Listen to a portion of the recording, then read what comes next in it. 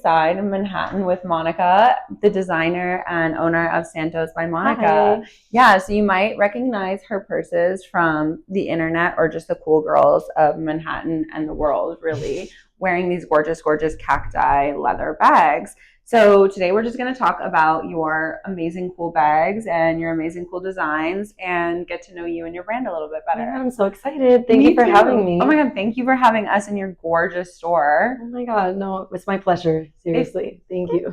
If you guys are ever in the Lower East Side, you have to come shopping because even just for a fun design experience, the store is so cool, so space age, and you also stock other designers. So it's not just you. Exactly. You have a lot of fun. It's always changing. It's always new things. So feel free to stop by. Yeah, come in. Yeah.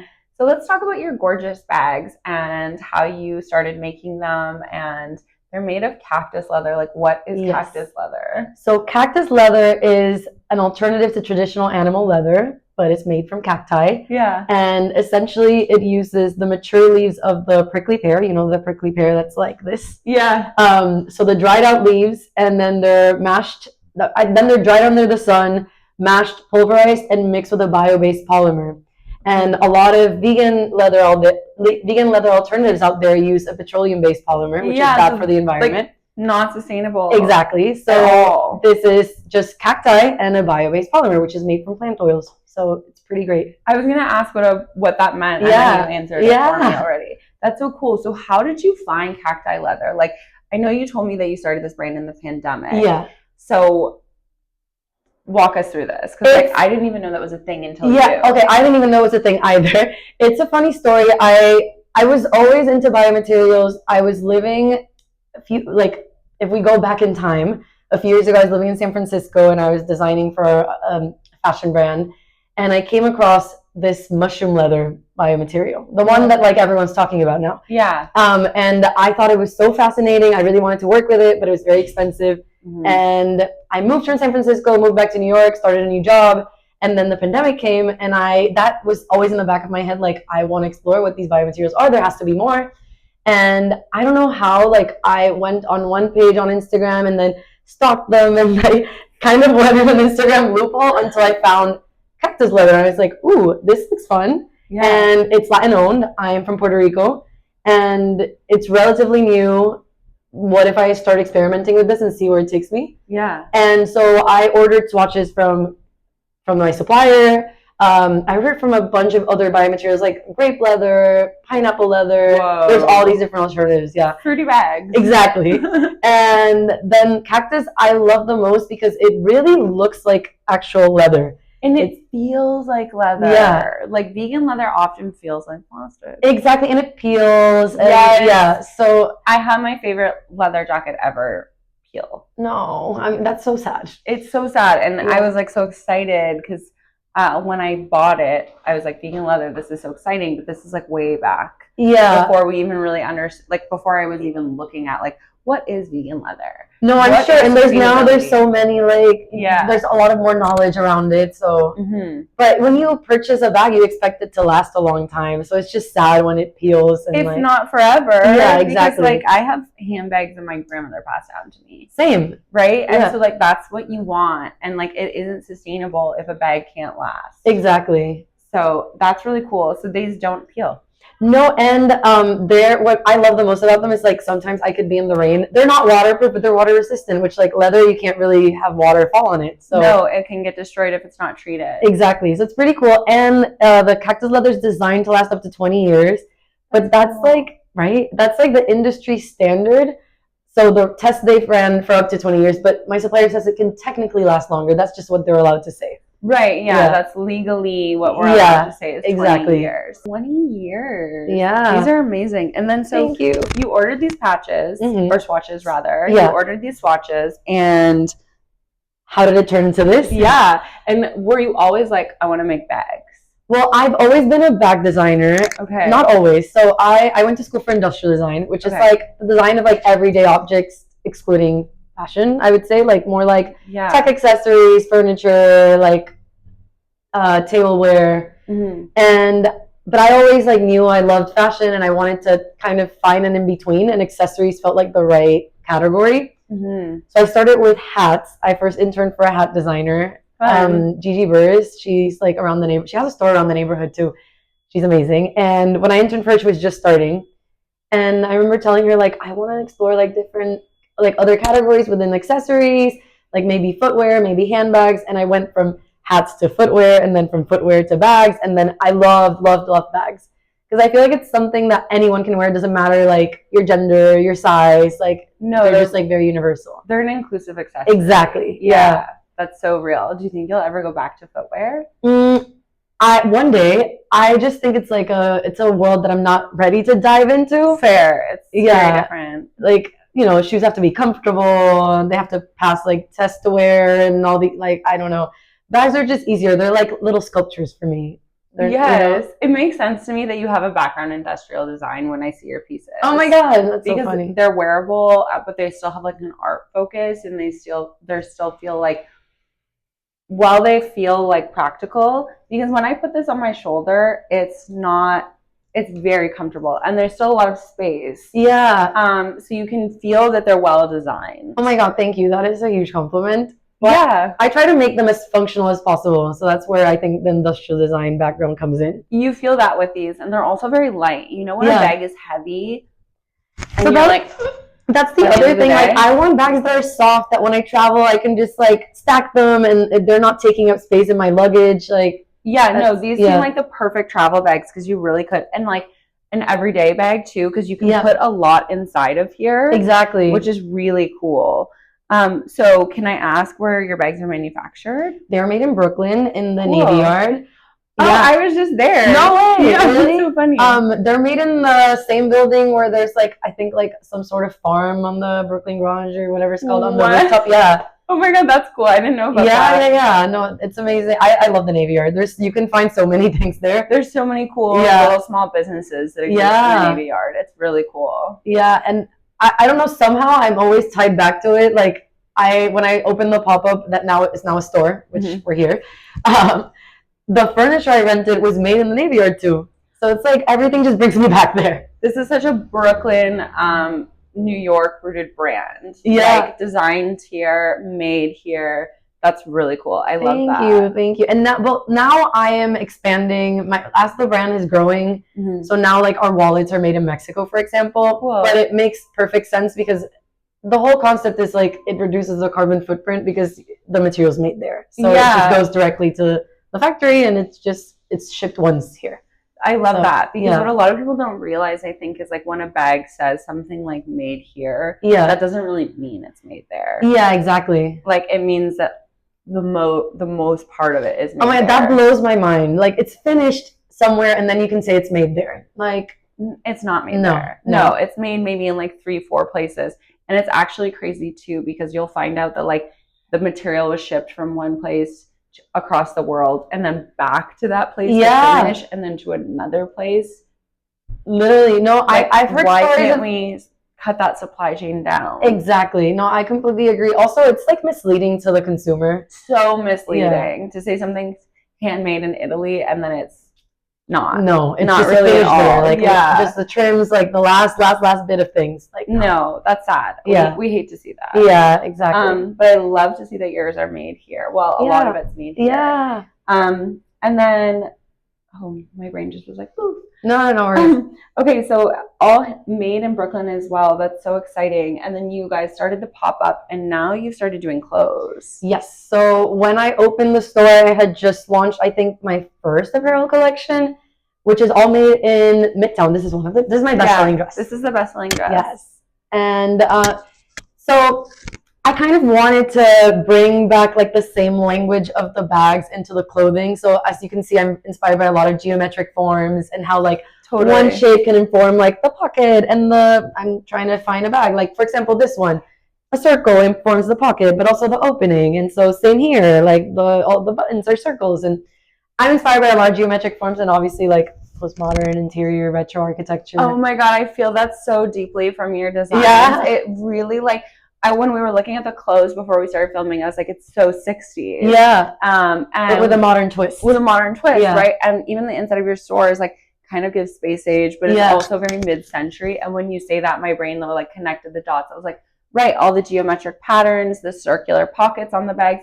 It's very mid-century. Yeah, oh my God. And like, that's my favorite. I know, same. I just like love how they could use a simple shape to make something so beautiful. Right, and they weren't afraid of color. Exactly, which I love color, as you can see. Yeah, I mean, the store is so fun. Yeah, thank it's you. It's so fun in here. Thank you so much. You work with color in such a meaningful, beautiful way.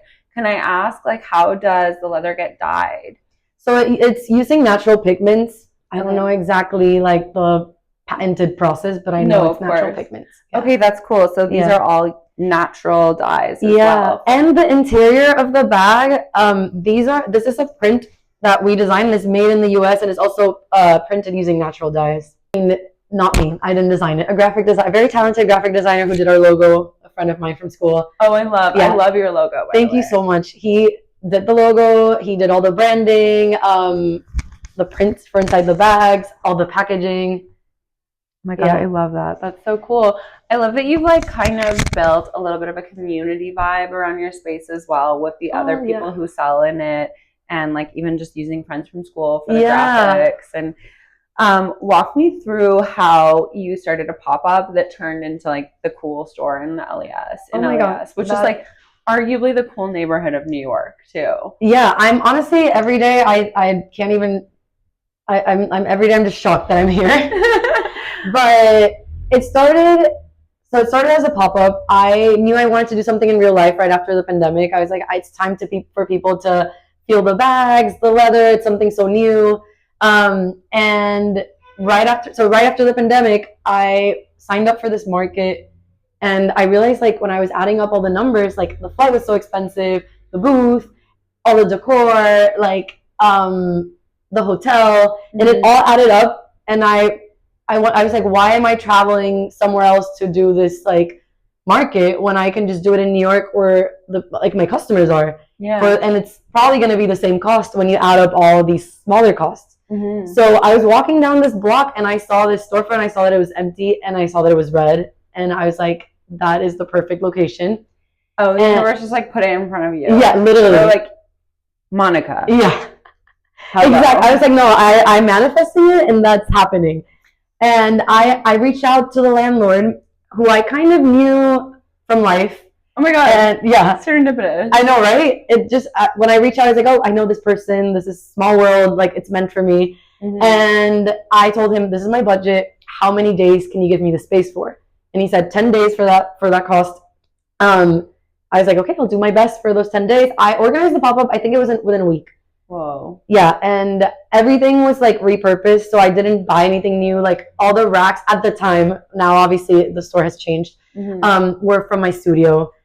Wow. The furniture I rented from the space I was telling you about, and it's called Skill Set. Oh, cool. These designers that repurpose furniture in the Navy Yard. And so I rented furniture from them, which eventually I ended up purchasing because I stayed here for so long. Yeah. And I opened. I did not expect it to be so many people were here for the opening. It was like very, very. I was shocked.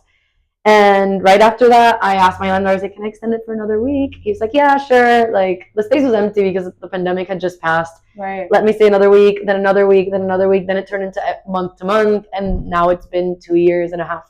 That's so cool. Congratulations. Thank you. 2.5 years is a huge milestone. Right? Like, that's crazy. It was always a dream of mine to own a store in New York, but I never thought it would happen so quickly. No, it's really impressive that like this started in the pandemic and it's already realized into a final space. I love how sustainable and thoughtful you have been, even with the furniture and decorating this space. And I was wondering what running a sustainably led brand means to you, because we were talking about this a little bit before, like sustainability means different things to everyone and like what we focus on. So what does that mean for you? Eventually, I mean, when I started the brand, I started sewing everything myself. So I was kind of putting myself in the shoes of the garment worker. Right. And I was overworking myself. I was working till 4 a.m. every night. Yeah. And I realized, I was like, okay, this is what happens behind the scenes. Like there has to be an easier way. Why are we producing like hundreds of bags for people to buy them, and half of them probably sit like unsold? Like I'm speaking like generally for like brands in general, not just my brand, but Yeah. And that's why I decided, I was like, okay, if I want to make this brand sustainable, it's going to be made to order. Right. So I'm not going to produce anything until it's like ready to be sold. Like if someone places an order, it'll get produced. Right. And that way I reduce overproduction, waste. And so that was like the first thing that I like set on to try to make a sustainable brand. And after that, obviously, like now I have a store, I need to have inventory. Mm-hmm. And I know what my best sellers are, and I produce them in small batches of 25. But a lot of the bags are still made to order, and sometimes people complain. They're like, well, I have to wait 7 to 14 business days for my bag to be made. And I'm like, yeah, but it's part of the process. It's slower fashion. Yeah. I can't just give tell my factory here in Brooklyn, who's a very small factory, like we're going to make 50 of them today. Like, no.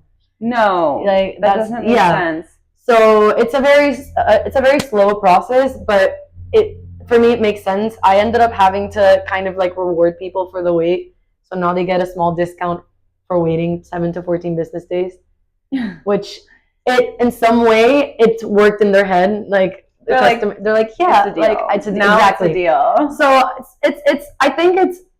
If you want to build a sustainable brand, there's a lot of different things that you really have to think about. Like you have to educate the consumer a lot. Absolutely. And I think a big part of my job has been when people walk into the store, explaining what Cactus leather is, explaining that everything's made in New York, explaining that, our packaging is like, sometimes I don't even offer bags. Like if we're selling jewelry, I'm like, can you take it like this? And then if they really want a bag, I'll give them a bag. Like, 100%. It's like, it's a lot of layers, but it's baby steps, I will say. I feel like you do a great job. Like even how thoughtful you were about where you get your furniture from, how thoughtful you are about making sure everything is made in a factory you can go visit and make sure that like just for your visit they don't like make the factory look sparkly. Yeah, right? Exactly. And you can literally interact with all the people there because you can. And I feel like you're really, really thoughtful. And even like it's such a female run space too, and we know that like fashion is not a really safe space for a lot of females to work, like in the garment industry or in retail spaces even, and like a lot of women are like abused by the industry. 100%. I guess would be the easiest way to say it, and like the simplest way. A lot of women are abused by the garment industry, so it's really cool that you have created such a sustainably female driven space. Thank you. That's really cool, and I think you're doing a great job. Thank you so much. And I hope I answered the sustainability question. No, you did a great job. Okay. Truly, you did a great job, because like I think just having the conversations and having the thoughts, and even like what you said, just like having conversations that educate consumers is so powerful. Yeah, because I feel like so many people don't really understand how unsustainable the fashion industry is. Yeah.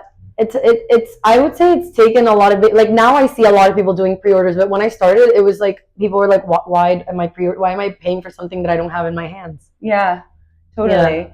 I want to talk a little bit about how the pandemic brought this like awakening in you, because that's been such a common thread I think in a lot of people I've talked to, is like their brand has started in the pandemic, or they were trying to do the brand before and then the pandemic happened and it gave them the space to actually do it.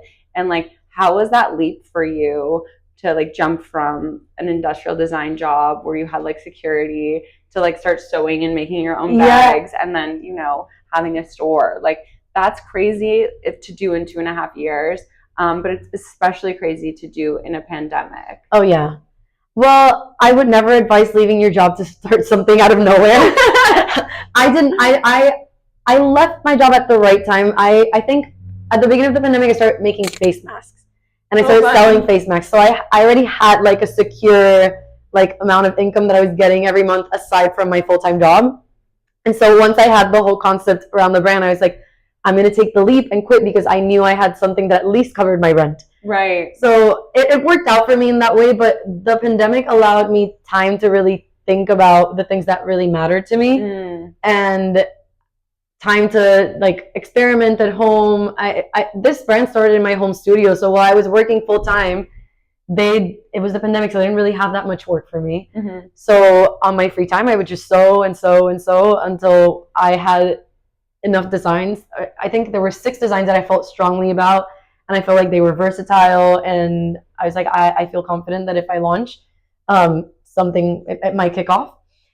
But what I did was I didn't have the money to produce any inventory. So this is when the made to order thing started. Yeah. So I made one of each bag. I took a photo of one of each bag and I put them online. And I was like, let's leave it to the world to decide. Yeah. You know?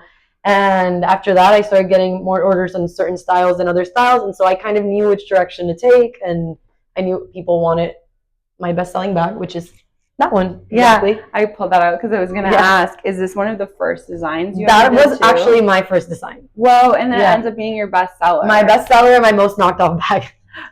Rude. That's not cute behavior, yeah, not cute. Not cute at all. Why do you think this is your bestseller? Well, I think it's a very versatile bag. You can wear it to work, but you can also wear it out on a night out. Easily. Both of these are my best-selling. So it's like the same shape, but like different sizes. This one, like from what I've heard, people wear it to the supermarket. People wear it to work and then to do errands, and then they can easily wear it out at night and it still looks fabulous. This is a day to night bag. Exactly. This one is like more functional. It can fit like a smaller MacBook. I wear it I'll wear it out, but I'll also take it to the gym with like my change of clothes. So quick question. Yeah. So many people ask me about laptop bags. They're like, do you know cute laptop bags? Oh my God. Have you lugged your laptop in this for a day? Yes, actually, Natasha uses this. Natasha, she's like my social media coordinator. She's a cool New York girl. Amazing girl. Yeah. She has this bag and she puts her laptop in it every day. Yeah, and I feel like New York sturdy is kind of different than a lot of places. Like, because you're taking the metro and it's like crowded 100%. And you're like bumping into stuff. Talking about that, so actually this bag was not designed as a laptop bag, but it happened to fit one and it became my laptop bag. Right. But this bag over here is actually a laptop bag, and it's designed specifically for the subway because you don't want to be bumping into people with your laptop. So that's why it's like thin enough to just like, oh my God, it's compact enough. And what size does this fit? Wait, we've got different colors. So it looks like it doesn't fit any because it's so small. Looks so skinny. But it can fit all the MacBook sizes. It just depends which size, and they all kind of move up. Oh my God, that's so good. And there's an inner compartment too, so you can like hide little things inside there. Actually, the inner compartment's pretty big. Yeah. So you can put a lot of stuff I put my laptop charger in there, and it doesn't even like look bulky. Like it's pretty good for a thin bag. No, she's like really tall and skinny. Yeah. She's a model. It was weird because when I designed it, I was like it's deep. It's like really deep, but it's a fun deep. I also like that you can kind of hold the bottom because you know when you're like schlepping and you're like you don't want your laptop to bump into stuff. Exactly. And you also don't want to be that annoying person that's like banging everyone on the subway or in the supermarket or any crowded place. Or on the plane when you're boarding a plane. You don't want to be like, my bag always was like hitting people. Sorry. This is literally perfect. Okay, that's so great because now I'm going to tell people. Oh my God, laptop bag. And my latest laptop bag is that one. Oh, we've got a new, okay, and we've also got this one with the circle pocket. I love the circle pocket. Thank you. Yeah, it's weird because a lot of people don't we can leave them here. A lot of people don't realize that it's a pocket, but it is. That's really cool. And this one has a dedicated laptop pocket inside too. Yeah. Okay, guys. For the laptop toting girlies, for the schleppers of the world, laptop bags. I wanted to ask you, like, last question about inspiration because you are a multifaceted designer and thank you. Also, you're a business owner, and I think entrepreneurship is inherently creative because we have to come up with solutions all the time, and it's creative thinking, creative problem solving. But you're also a creative. Literally, like you make and design things all the time. You made and designed a space. So when you aren't feeling inspired, how do you find inspiration? What do you do to feel reinvigorated and inspired again? Well, it depends. I have different days. Honestly, the main thing I do when I'm feeling uninspired is I go for a run. Yeah, always outside. It just automatically clears my head. I also love to cook. A lot of people hate cooking, but I love to cook. So that's kind of like my therapy. Oh my God. Well, recently, I love cooking everything, but recently I got an ice cream machine, and it's a problem. I'm making too much ice cream. Okay, best ice cream flavor you've made thus far. Well, vanilla bean is my favorite. Okay. It's just like it's just very rich. It's comforting. It's comforting. Yeah. I made salted chocolate ice cream last night, which is really good. Yeah. But now it's becoming an issue. I need to stop making ice cream. But But what was I gonna say? Okay, so to clear my head, cooking, exercising, but also I'm very lucky to live in this city where there's museums and there's So parks many. and there's so much to do, and I'm inspired by people. So sometimes, even if I'm feeling, even if I'm not working the store someday, if I'm just home or like at work thinking of ideas and I'm stuck, sometimes I'll just come to the store and sit down and I'll hear what people have to say about my and that kind of inspires me. That's so cool. So you have a really symbiotic relationship with the people who are already invested in Love Your Brand. Yeah, exactly. That's really nice. And I do take people's feedback. Like sometimes I'll hear them, like I heard people say these bags need a magnet, and I didn't want to add a magnet because I like the hobo shape of it, how it's like very like slouchy, and I added it. So I listened. You were like, okay, the people want a magnet. Yeah, let's give them a magnet. I love that you have the magnets though too, Yeah. because sometimes you're like on the subway or whatever, and you feel kind of afraid that someone can. Oh my! You need a magnet in the city. I have to say. Yeah. I don't know. In my head, in my designer head, I was like, it looks better without one, but like, you need one. Yeah, practical plus cute. Exactly. I mean, you don't have to squish the magnet if you want that like look. Yeah, exactly. So, but yeah, your inspiration. It sounds like okay. So it sounds like to me, because even throughout this conversation, we've really been talking about how you've released bags and you took the feedback from people, and that's what you like move forward with, like what people like. It sounds like you have this really beautiful symbiotic relationship with people, and it's so interesting to see that that's where your inspiration comes mainly from. And I wanted to ask, is there a person in your life specifically who has given you so much inspiration or given you so much like power and confidence to be able to do something like this? Yeah, my mom, honestly. I had a feeling it was like a mom or my mom wears all of the bags. Really? And she's always like, Monica, I love this, but you need to fix this. And I'm like, okay, I'll fix it. Like, she's just like the most critical, like fashionable woman I know. But I feel like the fashion girl pipeline from having a fashion mom to like producing a fashion child is so real. Because I have a fashion mom too. And when people ask me, and she had a fashion mom. So when when people ask me like, what's the main source of your inspiration? I'm like, honestly, sometimes it's my mom and my mom's mom and my dad's mom even too. Like they were so cool. Yeah. Oh my God. No, I'm sure. I have a lot of nostalgia for the past and how people used to dress, and I feel that in your brand. Like I go into my mom's closet and I'm just like, why don't people make things like this anymore?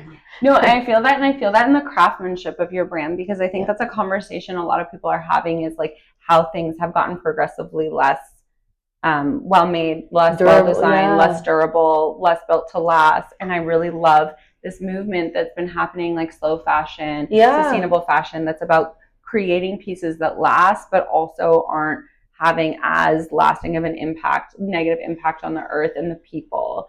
Exactly. And no, I agree. It's really cool. I also like that your favorite geometric shape that you tend to play with is a circle, and you're doing a very like circular fashion. Like I feel like there's a lot of symbolism through all your design. Yeah. Even if it's not I had never seen it, but that is a really good point. Oh, I love that. Yeah.